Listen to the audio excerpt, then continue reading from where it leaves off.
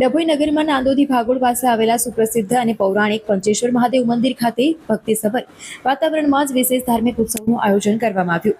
મંદિરના જીર્ણોદ્ધારના 75 વર્ષ પૂર્ણ થવાના પ્રસંગે તેમજ પવિત્ર શ્રાવણ માસના રૂડા અવસરે 14મા પાટોત્સવ અને હોમાત્મક મહાયજ્ઞનું ભવ્ય આયોજન કરવામાં આવ્યું.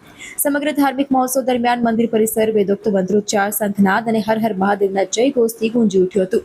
શાસ્ત્રોક્ત વિધિ વિધાન અનુસાર કુળદેવો દ્વારા હોમાત્મક મહાયજ્ઞ સંપન્ન કરવામાં આવ્યો, જેમાં યજમાનોએ આહુતિ આપી વિશ્વ કલ્યાણની પ્રાર્થના કરી હતી. શ્રાવણ માસ નિમિત્તે વહેલી સવારથી શિવભક્તોની દર્શનાર્થે ભારે ભીડ જોવા મળી હતી. મોટી સંખ્યામાં શ્રદ્ધાળુઓ ઉપસ્થિત રહી મહાયજ્ઞના દર્શન તેમજ મહાદેવની વિશેષ પૂજા અર્ચનાનો લાભ લઈ ધન્યતા અનુભવી હતી. આ સમગ્ર ધાર્મિક ઉત્સવનું સફળ અને સુંદર આયોજન પંચેશ્વર મહાદેવ યુવક મંડળ પંચેશ્વર મહાદેવ કી જય. નમઃ પાર્વતી પતયે. હર હર મહાદેવ હર. આપણા આ ધર્માવતી નગરની અંદર પંચેશ્વર મહાદેવ અહીંયા ભગવાન બિરાજમાન છે. 200 વર્ષ જૂનું આ ભગવાનનું મંદિર છે અને 75 વર્ષ થયા આ મંદિરને રિનોવેશન કરીએ.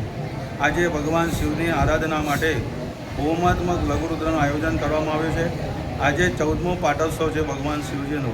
તો ભગવાન શિવજીના ચરણોમાં આપણે પ્રાર્થના કરીએ કે સમસ્ત ભક્તોનું તમે કલ્યાણ કરો, એમની મનોકામના પૂર્ણ કરો, દરેકને સદા સર્વદા તમારા આશીર્વાદ વર્ષ્યા કરે એવી આપણે પ્રભુને પ્રાર્થના કરીએ છીએ.